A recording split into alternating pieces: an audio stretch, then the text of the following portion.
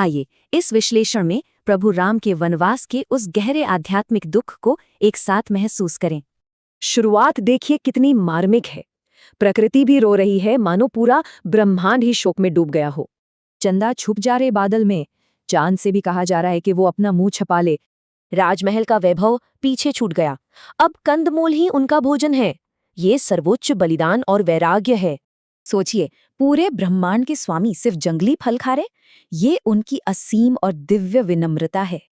ये भजन एक बहुत अद्भुत दृश्य बनाता है।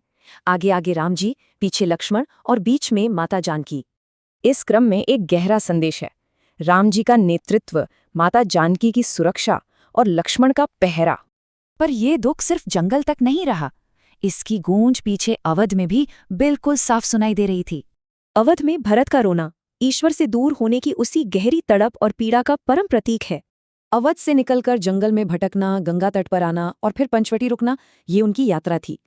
गंगा तट पर पहुंचते ही कहानी में आध्यात्मिक विनम्रता और ईश्वरीय कृपा का एक बेहद अद्भुत क्षण आता है। परम रचयिता स्वयं एक साधारण केवट से कहते हैं कि हमें पार उतार दो। ये कितनी अद्भुत बात है। यहाँ भूमिकाएं बिल्कुल बदल गईं। स्वयं भगवान एक भक्त से याचना कर रहे हैं। यही तो असीम कृपा है। अब सवाल उठता है, आखिर भगवान खुद सांसारिक कष्ट और वियोग की इस अग्नि परीक्षा को क्यों चुनते हैं? पंचवटी में बनाई गई साधारण कुटिया से कुछ पलों के लिए ऐसा लगा मानो सब कुछ शांत हो गया है। पर असली और बड़ी परीक्षा तो तब शुरू होती है जब रावण माता सीता का हरण कर लेता है। इस एक दुखद घटना ने पूरी दिव्य कथा को गहरे अंधकार और भीषण शोक में धकेल दिया। ये सबसे हृदय विदारक क्षण है। स्वयं भगवान अपनी सुध-बुध खोकर माता सीता को वन वन ढूंढ रहे हैं। इस तरह प्रभु मानवीय पीड़ा को महसूस करते हैं। वो खुद को हमारे सबसे गहरे दुखों से जोड़ते हैं।